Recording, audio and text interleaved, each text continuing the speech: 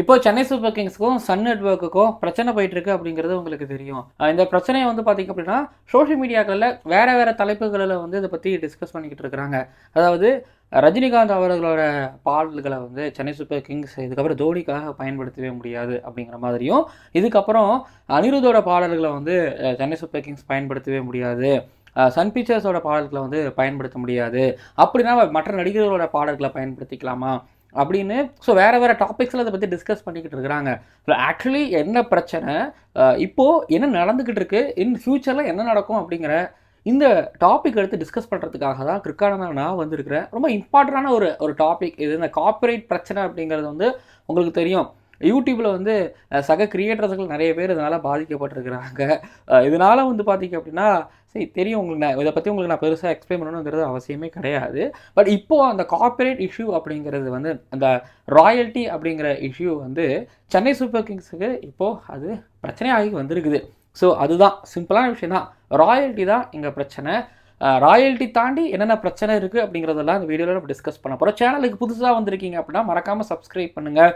அப்புறம் இப்போது நடந்துக்கிட்ட இந்த விஷயத்தை பற்றி நீங்கள் என்ன நினைக்கிறீங்க அதை பற்றியும் கீழே வந்து கமெண்ட் பண்ணுங்கள். நான் முழு வீடியோ பார்த்துட்டு என்னோட கருத்துக்கள் எதிர்கருத்துக்கள் இருந்தாலும் தாராளமாக நீங்கள் தெரிவிக்கலாம். ஓவருக்கு 6 பால் தான், ஆனால் நோ பால் போட்டால் 7 பால். ஐபிஎல் பாப்பியா? ஜெனரல் லேடிஸ் அண்ட் ஜென்டில்மேன், இந்த IPL 2026 Chennai Super Kings versus Sun Network controversy special கிரிக்கானந்தா ஷோவிற்கு உங்களை வரவேற்கின்றேன். பேய்க்கு பேய்க்கு சண்டை அப்படிங்கிற மாதிரி தான் இப்போ போய்கிட்டு இருக்கு. ஆக்சுவலி இந்த டாபிக் எடுத்து நான் பேசுவேன், இப்படி ஒரு பிரச்சனை வரும் அப்படின்னு நான் நினச்சி பார்க்கவே இல்லை. பட் ஆனால் இதெல்லாம் ஃப்யூச்சரில் வர பிரச்சனை தான், அது இப்போவே வந்திருக்குது.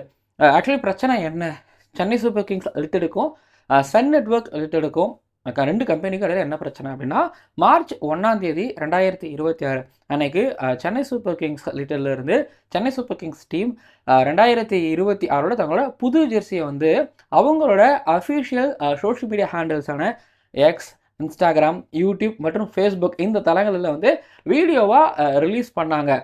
அந்த புது ஜெர்சி லான்ச்சிங் வீடியோவில் வந்து பார்த்தீங்க அப்படின்னா சன் பிக்சர்ஸோட படங்களான கூலி, ஜெயிலர் 1, ஜெயிலர் 2 இந்த படங்களோட வசனங்கள், பேக்ரவுண்ட் மியூசிக் இது எல்லாத்தையுமே பயன்படுத்தி இருந்தாங்க. வீடியோ முழுக்க இதுதான் இருந்துச்சு. ஆனால் அந்த வீடியோவில் courtesy Anirudh Ravichander /Sun Pictures அப்படின்னு கொடுத்துருந்தாங்க. பட் அந்த வீடியோ வந்து ரிலீஸ் ஆனே செம்ம வெயில் பிச்சுக்கிட்டு போச்சு, தாறுமாறா தக்காளி சோறாக இருந்துச்சு. ஆனால் ரிலீஸ் பண்ண அன்றைக்கி அந்த வீடியோ டெலீட் ஆகிடுச்சு, அதாவது ரிமூவ் பண்ணியிருந்தாங்க. எதனால் ரிமூவ் ஆச்சு, இல்லை அவங்களே டெலீட் பண்ணாங்களா, ஏதாவது பக்கு, ஏதாவது கிளிச்சு, ஏதாவது ஹேங்கிங் இது மாதிரி ஏதாவது ஆச்சா? ஆனால் சென்னை சூப்பர் கிங்ஸ் சைட்லேருந்து அவங்களோட அஃபிஷியல் ஹேண்டில்ஸ்லேருந்து எந்த விதமான ஒரு அதிகாரப்பூர்வ தகவலும் வரவும் இல்லை. இடையில வந்து பார்த்திங்க அப்படின்னா சென்னை சூப்பர் கிங்ஸோட சிஇஓவான காசி விஸ்வநாதன் அவர்களும் அவங்ககிட்டையும் இந்த மாதிரியான கேள்வியில் எதுவும் தொடுக்கவும் இல்லை. இது ஒரு நார்மல் பிரச்சனையாக போயிட்டு இருந்துச்சு. இது ஒரு நார்மல் பிரச்சனையாக தான் பார்க்கப்பட்டுச்சு. ஆனால் மார்ச் 13 தான் தெரிஞ்சுது, சன் நெட்வொர்க் நிறுவனம் சென்னை சூப்பர் கிங்ஸ் லிமிடெடோட சென்னை சூப்பர் கிங்ஸ் டீம் இருக்காங்கல்ல, ஐபிஎல் டீம் இருக்காங்கல்ல, அவங்களோட அந்த புது ஜெர்சி லான்ச் வீடியோவுக்கு அது மேலே இவங்க கேஸ் போட்டிருக்கிறாங்க. அதாவது எங்ககிட்ட உரிய அனுமதி இன்றி சன் நெட்வொர்க் நிறுவனத்துக்கு கீழே இருக்கக்கூடிய சன் பிக்சர்ஸ் அப்படின்னு நிறுவனத்தை வச்சு நாங்கள் தயாரிக்கிற படங்களின் பாடல்களை வந்து, அதாவது கூலி, ஜெயிலர் 1, ஜெயிலர் 2 இந்த படங்களில் இருக்கக்கூடிய பாடல்கள், வசனங்கள், அப்புறம் பேக்ரவுண்ட் இசைகள் இதெல்லாமே வந்து அந்த வீடியோவில் பயன்படுத்தியிருக்கிறாங்க. அதாவது உரிய அனுமதி இல்லாமல் பயன்படுத்தியிருக்கிறாங்க. மட்டுமல்லாமல் அந்த வீடியோவில் அவங்க பயன்படுத்தியிருக்கிற ஜெர்சியை வந்து பார்த்தீங்க அப்படின்னா 2399 ரூபாய்க்கு அவங்க சேல்ஸ் பண்ணியிருக்கிறாங்க. வணிக ரீதியிலான வீடியோவில் எங்ககிட்ட உரிய அனுமதி இல்லாமல் இதெல்லாம் பயன்படுத்தியிருக்கிறாங்க, அதனால எங்களுக்கு 1 கோடி ரூபாய் இழப்பீடு தரணும் அப்படிங்கிற மாதிரி கேஸ் போட்டிருந்தாங்க. ஸோ அதோட ஹியரிங் வந்து பார்த்திங்க அப்படின்னா மார்ச் 13 ஸோ நடந்துச்சு. மட்டுமல்லாமல் அந்த ஹியரிங்கில் வந்து அவங்க தெரிவித்தது என்ன அப்படின்னா, மியூசிக் டைரக்டர் அனிருத்துக்கிட்ட இருந்து எழுத்துப்பூர்வமாக நாங்கள் ஒரு அக்ரிமெண்ட் போட்டிருக்கிறோம், அதனால் அவர் இசையமைச்ச பாடல்களான அதாவது கூலி, ஜெயிலர் 1, ஜெயிலர் 2 இதெல்லாம் சன் பிக்சர்ஸ் படங்களோட பாடல்கள்லாம் வந்து அது முழுக்க ப்ரொடியூஸ் பண்ண சன் பிக்சர்ஸ் நிறுவனத்துக்கே சொந்தமானது, அனிருத்துக்கு சொந்தம் கிடையாது. அவர் இசையமைப்பாளராக இருந்தாலும் அவருக்கு எவ்வளோ வருமானம் அப்படிங்கிறதெல்லாமே பார்த்தீங்கன்னா ஒரு அக்ரிமெண்ட் இருக்குது. அந்த அக்ரிமெண்ட்டை வந்து பார்த்திங்க அப்படின்னா அவங்க கோர்ட்டில் சப்மிட் பண்ணலை, அது பண்ணக்கூடாது அப்படிங்கிறதுனாலையும் மட்டும் இல்லாமல் அவங்க போட்ட அந்த எழுத்துப்பூர்வமான அக்ரிமெண்ட்டோட காப்பி வந்து பார்த்தீங்கன்னா அங்கே சப்மிட் பண்ணியிருக்கிறாங்க. இது சன் நெட்வொர்க் பக்கம் அப்படின்னா, இன்னொரு பக்கம் அதாவது சென்னை சூப்பர் கிங்ஸ் சைடில் இருந்து என்ன தெரிவிச்சிருக்கிறாங்க அப்படின்னா, அதாவது மார்ச் 1ஆம் தேதி நாங்கள் ரிலீஸ் பண்ண அந்த ஜெர்சி லான்ச் அந்த வீடியோவில் வந்து இப்படிலாம் ஆயிடுச்சு. ஆனால் அதுக்கப்புறம் அந்த சம்பவம் ஆனதுக்கப்புறம் வந்து பார்த்தீங்க அப்படின்னா, நாங்கள் அவங்களோட பாடல்களோ வசனங்களோ அப்புறம் பேக்ரவுண்ட் மியூசிக்கோ வந்து நாங்கள் பயன்படுத்தலை. எங்களோட ஐபிஎல் டீமான சென்னை சூப்பர் கிங்ஸோட எதிலையாவது நாங்கள் ஏதாவது பயன்படுத்துகிறோம் அப்படின்னா நாங்கள் அவங்கக்கிட்ட உரிய அனுமதி பெற்று தான் வந்து நாங்கள் பயன்படுத்துவோம் அப்படின்னு அவங்க தெரிவிச்சிருக்கிறாங்க.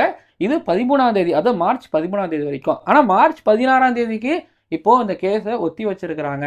இப்போ இன்னும் வந்து பார்த்தீங்கன்னா ஒரு 2 நாள் இருக்குதா, சுமூக பேச்சுவார்த்தைகள்லாம் போகும் அப்படிங்கிற மாதிரி நான் எக்ஸ்பெக்ட் பண்ணுறேன். பட் இதுதான் வந்து பார்த்தீங்க அப்படின்னா இப்போ வரைக்கும், அதாவது மார்ச் 14ஆம் தேதி காலை வரைக்கும் சென்னை சூப்பர் கிங்ஸ் லிமிடெடுக்கும் சன் நெட்வொர்க் லிமிடெடான சன் பிக்சருக்கும் இடையில இருக்கக்கூடிய பிரச்சனை.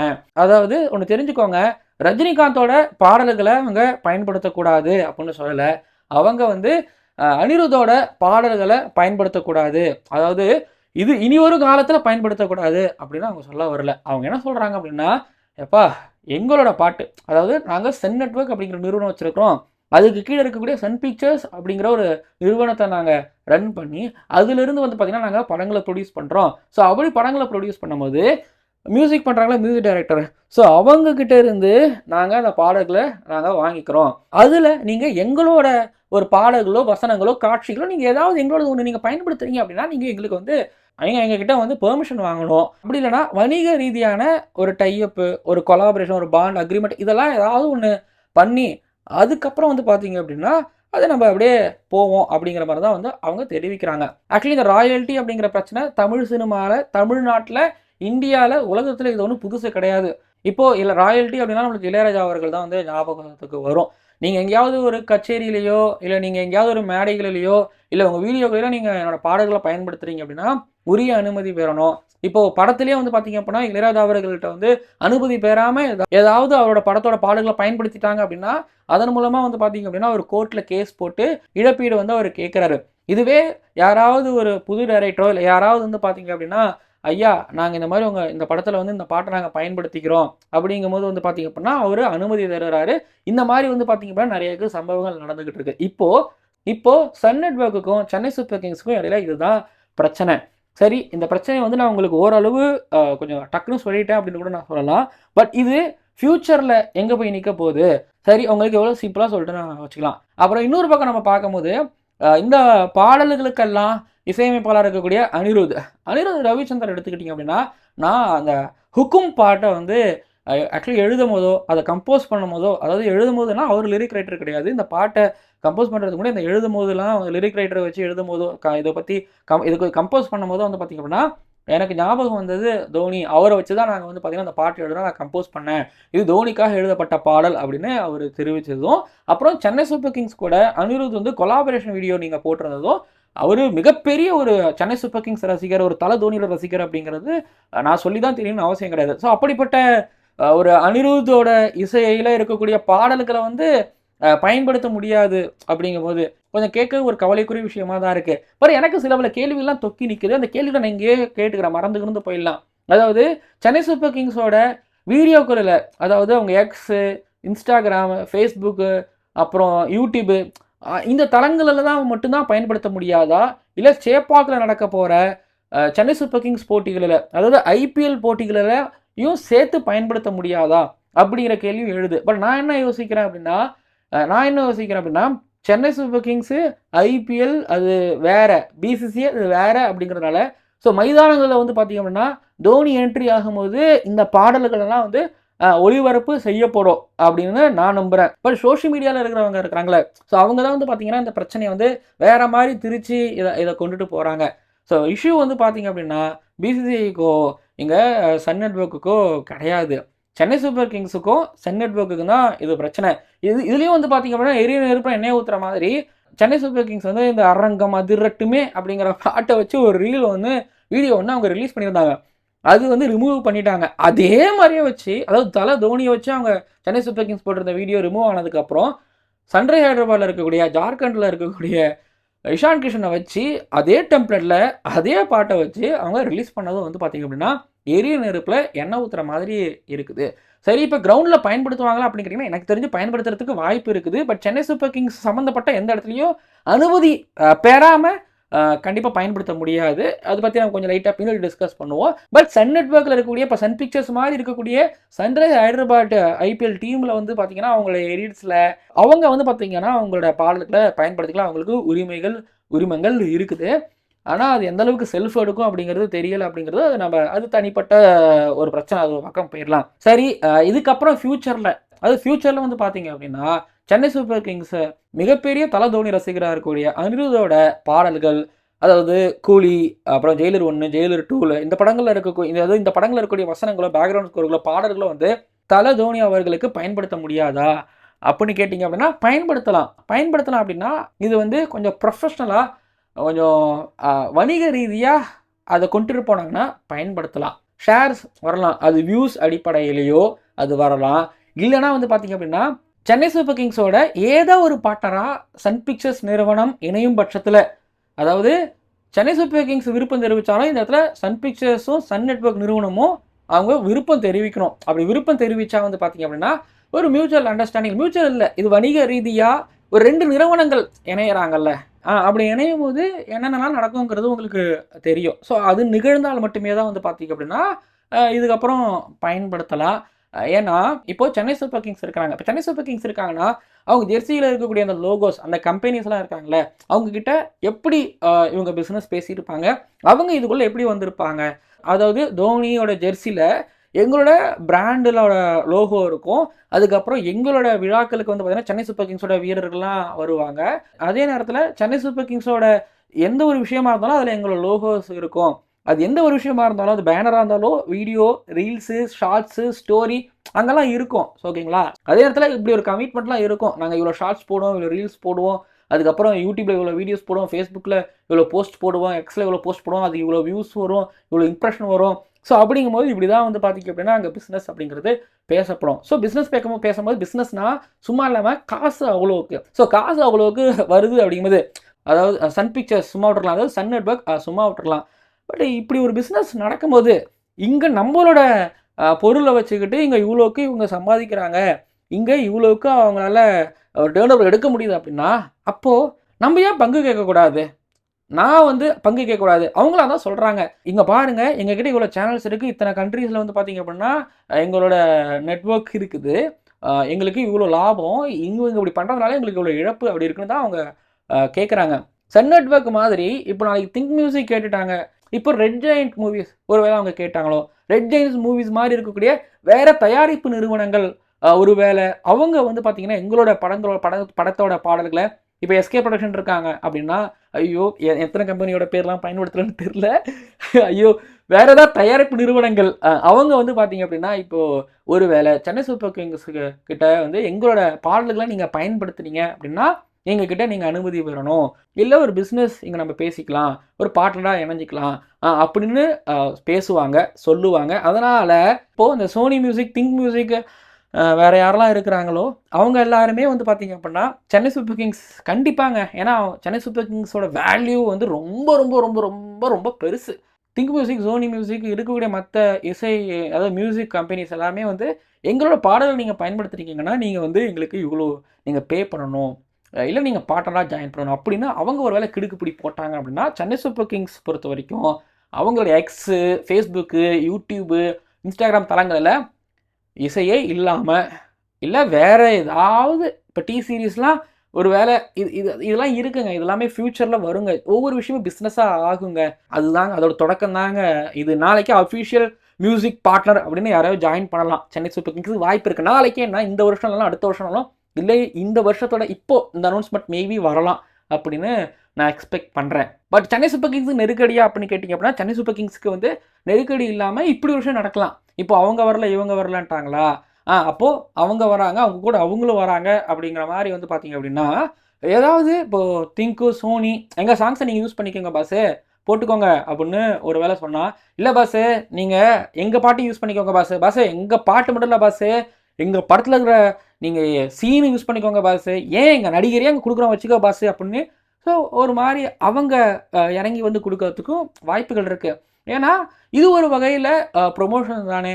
அதாவது சென்னை சூப்பர் கிங்ஸ் மட்டும் இல்லை, சென்னை சூப்பர் கிங்ஸ் மாதிரியான பெரு நிறுவனங்கள் எப்படி யோசிப்பாங்க அப்படின்னா, அவங்களால நமக்கு லாபம் வரணும், ஓகேங்களா? நம்மளால அவங்களுக்கு லாபம் வருது அப்படின்னா அந்த பிஸ்னஸ் அவங்க எடுத்துக்க மாட்டாங்க. அதாவது மியூச்சுவலாக அது லாபம் தரணும். ஸோ அப்படிங்கும்போது தான் வந்து பார்த்தீங்க அப்படின்னா அது பிஸ்னஸாகவும் பார்ட்னர்ஷிப்பாகவும் கொலாபரேஷனாகவும் உட்காரும். இப்போ யூடியூப்லேயே வந்து பார்த்தீங்கன்னா கொலாபரேட் பண்ணலாம், பார்த்துருக்கீங்களா? சென்னை சூப்பர் கிங்ஸ் போடுற வீடியோவில் வந்து பார்த்தீங்க அப்படின்னா இப்போ அஃபிஷியலாக சன் நெட்வொர்க் கூட அவங்க கொலாபரேட் பண்ணுறாங்க அப்படின்னா சன் டிவியை டேக் பண்ண சொல்லுவாங்க, சன் பிக்சர்ஸை டேக் பண்ண சொல்லுவாங்க, கூட மேபி இல்லை அனிருத்லாம் வரமாட்டார். ஸோ இவங்க 2 பேரையும் டேக் பண்ண சொல்லுவாங்க. ஸோ இப்படி தான் வந்து பார்த்தீங்க அப்படின்னா இது மூவ் ஆகும், இது போகும். இது யூடியூப்ல, இன்ஸ்டாகிராம்லையும் அதே தான் கொலாபரேட் பண்ண சொல்லுவாங்க. இதனால் சன் பிக்சர்ஸ் சைடில் இருக்கக்கூடிய பேஜஸ்களுக்கும் லாபம் வரும், சென்னை சூப்பர் கிங்ஸுக்கும் ஒரு வகையில் லாபம் வரும். இது நல்ல ஒரு பிஸ்னஸாக இருக்கும். பட் இது கோர்ட் வரைக்கும் போயிருக்குது, அதுதான் விஷயம், ஓகேங்களா? ஆனால் சன்ரைஸ் ஹைதராபாத் ஒரு வேளை இங்கே இருக்கக்கூடிய கூலி, அதுக்கப்புறம் ஜெயிலர் 1, ஜெயிலர் 2 இந்த படத்தோட பாடல்கள், வசனங்கள் இதெல்லாம் மேபி ஒரு தெலுங்குல இருக்கக்கூடிய வசனங்கள், பாடல்கள் பயன்படுத்தினா வேணா ஓகே. பட் தமிழ் பாடல்கள் அவங்க எதுக்கு? ஆனால் அனிருத் போட்ட அந்த தீம் மியூசிக்ஸை வேணால் பயன்படுத்தினா நல்லா எடுக்கும், செல்ஃப் எடுக்கும். சரி, எது எப்படியோ இதெல்லாம் தொடக்கம் தாங்க. யூடியூப்பில் வந்து இப்போ வீடியோ இத்தனை செகண்ட்ஸ் தான் பயன்படுத்தணும். இப்போ நான் யூடியூப்பில் வந்து பார்த்தீங்க அப்படின்னா இங்கே சில ஏஜென்சிலாம் இருக்காங்க, அவங்களோட எல்லா பாட்டையும் அவங்களோட பாடல்களை நான் பயன்படுத்துகிறேன் அப்படின்னா எனக்கு காப்பிரைட் ஸ்ட்ரைக் வரும். வீடியோஸ் ஏதாவது பயன்படுத்துகிறேன்னா காப்பிரைட் ஸ்ட்ரைக்ஸ் வரும். இப்போ பிசிசியோட ஐசிசியோட ஐபிஎலோட வீடியோஸ் பயன்படுத்தினா ஸ்ட்ரைக் வருது. அதுதான் இது. இப்போ மானிட்டைசேஷன் கட் பண்ணுவாங்க யூடியூப்பில், உங்களுக்கு தெரியும்ல. அதே போல் தான் இதுவுமே. அவங்களோட அனுமதி இல்லாமல் இப்போ யூடியூப்பில் இன்னொரு விஷயம் ஒன்று இருக்கும். ஒருவேளை பயன்படுத்திட்டோம் அப்படின்னா உங்கள் வீடியோ மூலமாக வரவங்க காசு எல்லாமே ஒரிஜினல் கிரியேட்டருக்கு போய் சேரும். அப்படிலாம் இருக்குது. இப்போ அது வந்து ஐபிஎல்லில் வந்துருக்குதுங்களா? சரிங்க, உங்களுக்கு புரிஞ்சிருக்கும் அப்படின்னு நான் நம்புகிறேன். ரஜினிகாந்த் பாடல்களுக்கு மட்டும் யூஸ் பண்ண முடியாது அப்படின்னு கிடையாது, அனிருத் பாடல்களை மட்டும் யூஸ் பண்ண முடியாதுன்னு அப்படி கிடையாது. நாளைக்கு உங்களுக்கு பிடிச்ச நடிகையர், காமெடியன், இசையமைப்பாளர்களோட பாடல்களை ஒருவேளை சென்னை சூப்பர் கிங்ஸ் மாதிரியான இல்லை சென்னை சூப்பர் கிங்ஸ் பயன்படுத்துகிறாங்க அப்படிங்கும்போது அவங்களும் இந்த மாதிரி ராயல்ட்டி பிரச்சனைக்காக கோர்ட்டு படி ஏறத்துக்கு வாய்ப்புகள் வந்துக்கிட்டு இருக்கு. ஸோ புரிஞ்சுதுங்களா? வீடியோ நிறைவடைகிறது. மறக்காமல் சப்ஸ்கிரைப் பண்ணிடுங்க. தெளிவாக புரிஞ்சிருக்கும் அப்படின்னு நான் நம்புறேன். உங்களுக்கு ஏதாவது எதிர்கருத்துக்கள் இருந்தால் கமெண்ட் பண்ணுங்கள். அப்புறம் வந்து பார்த்தீங்கன்னா ஒரு விஷயம் சொல்லிக்கிறேன். ஏன்னா இடையில வந்து பார்த்தீங்க அப்படின்னா சென்னை சூப்பர் கிங்ஸோட சிஇஓவான காசி விஸ்வநாதன் அவர்கள் வந்து அவர்கள்ட்ட எனக்கு தெரிஞ்சு 2-3 இடத்துல கேள்விகள் கேட்டாங்க. இப்போ வந்து அந்த விசில் போடு அப்படிங்கிற ஒரு ஸ்லோகனை வந்து நீங்கள் சேப்பாக்கில் பயன்படுத்துவீங்களா, சென்னை சூப்பர் கிங்ஸில் பயன்படுத்துவீங்களாங்கும் போது அதை பற்றி அவர் இல்லைப்பா நாங்கள் இப்போதைக்கு அதை பற்றி பேச முடியாது அப்படின்னு சொல்லி அவர் அந்த பிரச்சனையை கடந்து போகிறாரு. பட் நீங்கள் ஒன்று கவனிச்சிங்கன்னா தெரியும், அந்த சென்னை சூப்பர் கிங்ஸோட புதிய ஜெர்சி லான்ச் வீடியோவில் வந்து ஹேஷ்டேக் விசில் போடு இருந்துச்சு ஜெர்சிக்கு பின்னாடி. அவங்க பயன்படுத்தாமல் இருக்க மாட்டாங்க, பயன்படுத்துவாங்க. இப்போ இப்படி தான் போயிட்டு இருக்கு சென்னை சூப்பர் கிங்ஸுக்கு. சரி, ஓகே, இதுவும் கடந்து போகும், எல்லாம் சரியாகும் அப்படின்னு நான் நம்புகிறேன். ஃபேன்ஸ் நீங்கள் ஒன்றும் ஒரி பண்ணிக்காதீங்க, கிரிக்கெட் பாருங்கள், என்ஜாய் பண்ணுங்க, அவ்வளோதான் நான் சொல்லிப்பேன், ஓகேங்களா? சரிங்க, அடுத்த வீடியோவில் உங்களை சந்திக்கிறேன். மறக்காமல் சப்ஸ்கிரைப் பண்ணுங்கள், பக்கத்தில் பெல் ஐக்கானை கிளிக் பண்ணுங்கள். டெய்லியும் நைட்டு 7 மணிக்கு ராஜ் டிஜிட்டல் ப்ளஸ் பாருங்கள். லெஜண்ட்ஸ் லீக் கிரிக்கெட் 2026 கமெண்ட்ரி தமிழில் கிரிக்கானந்தா நான் வழங்கிக்கிட்டு இருக்கேன். யூடியூப்லேருந்து டிவி கமெண்ட்ரி தமிழில் எல்லாம் உங்களோட ஆதரவோட பார்க்கலாம் அடுத்தடுத்த வீடியோக்களில்.